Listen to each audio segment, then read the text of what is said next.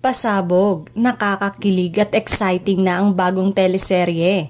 Pelikula, mga pagbabalik kapamilya at concert ang handog ng ABS-CBN sa pagpasok ng 2025. Bukod sa mga kaabang-abang na serye at pelikula na ngayon pa lang ay waiting na ng madlang people, ay ang muling pagbuhay sa karera ni na James Reid at Enrique Hill ng ABS-CBN.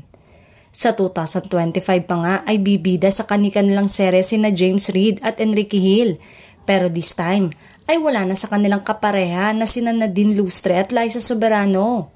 Muling bubuhayin ng ABS-CBN ang kanilang showbiz career, kaya't ang tanong ng mga netizen ay umubra nga kaya gayong marami na ang nagsulputan na stars na kasing huhusay na din nila. Maaalalang mas pinili ng dalawang aktor na iwanan ng kanilang karera nang ito'y nasa taas o peak ng kanilang showbiz career.